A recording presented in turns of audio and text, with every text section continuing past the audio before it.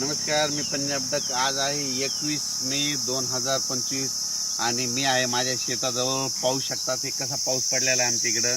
म्हणजे जवळपास 10 दिवस झालं सारखा पाऊस चालू. हे वडीन आले, आमचे बांध फुटलेत. 10 दिवसापासून आमच्या शेतामध्ये वापसा नाही आणि या ठिकाणून परत महाराष्ट्रातल्या शेतकऱ्यांना अंदाज देणार आहे.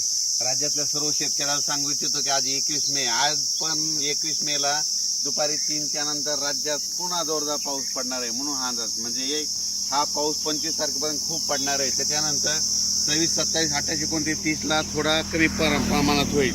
पण त्याच्यानंतर म्हणजे सांगायचं झालं 30 मे पर्यंत असा थोडा भाग बदलत पाऊस पडणार आहे.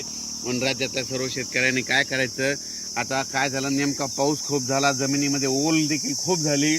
पण काय झालं, शेतकऱ्यांचं शेतच दुरुस्त नसल्यामुळं अडचणी येत आहेत. म्हणून राज्यातल्या सर्व शेतकऱ्याला सांगू इच्छितो की तुम्ही काय करा, जशी वेळ भेटेल तसं काय करा, तुम्ही तुमचे शेत दुरुस्त करा.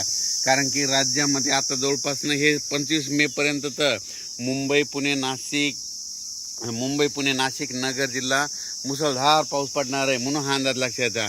आज देखील मुंबईला मुसळधार पाऊस असणार आहे. मुंबईकरांनी सतर्क राहण्याची गरज आहे. म्हणून हा अंदाज लक्षात घ्या. आणि राज्यात मात्र दररोज 2-2 दिवस प्रत्येक ठिकाणी मुक्काम करत हा पाऊस संपूर्ण राज्यावर पडणार आहे. विदर्भात पडणार आहे, पूर्व विदर्भात पडणार आहे, मराठवाड्यात पडणार आहे, पश्चिम महाराष्ट्र, उत्तर महाराष्ट्र, दक्षिण महाराष्ट्र, कोल्हापूर इकडे सगळीकडेच पडणार आहे. म्हणून हा अंदाज लक्षात घ्यायचा. म्हणजे सांगायचं झालं तर 25 मे पर्यंत खूप जोराचा पाऊस असणार आहे. ओढे नाले वाहणारा पाऊस असणार आहे. त्याच्यामध्ये वाऱ्याचं प्रमाण जास्त असणार आहे. म्हणून आणखीन एक खास करून, कारण की या पावसामध्ये सर्व माझ्या शेतकऱ्याला एक विनंती आहे की तुम्ही काय करा, तुमची ह्या 25 मे पर्यंत तुमची जनावरे असे झाडाखाली बांधू नका. कारण की काय झालं, आज आमच्या तालुक्यात देखील खूप ठिकाणी विजा पडल्याने जनावरे खाली असल्यामुळं त्या जनावरे दगावली आणि विजा पडत असताना, कडकडत असताना झाडाखाली तुम्ही देखील थांबू नका. आपले पाळीव प्राणी देखील बांधू नका. माझी सगळ्याला विनंती आहे. कारण की म्हणजे काय झालं, महाराष्ट्रभर बघितलं तर विजेमुळे खूप शेतकऱ्यांचं पशुधनाचं खूप नुकसान झालं. माझी परत विनंती की विजा कडकडत असताना झाडाखाली थांबू नका.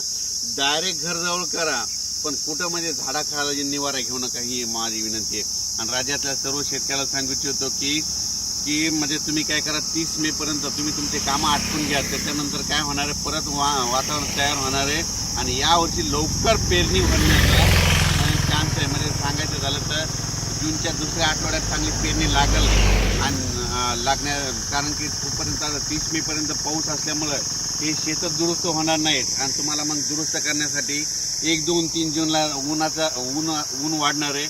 1, 2, 3च्या दरम्यान थोडी उकारा भेटणार होती. त्या सर्व शेतकऱ्यांना आपण आपले कामे करून घ्यावी. अचानक वातावरणात बदल झाला तर लगेच एक मेसेज दिला जाईल. धन्यवाद.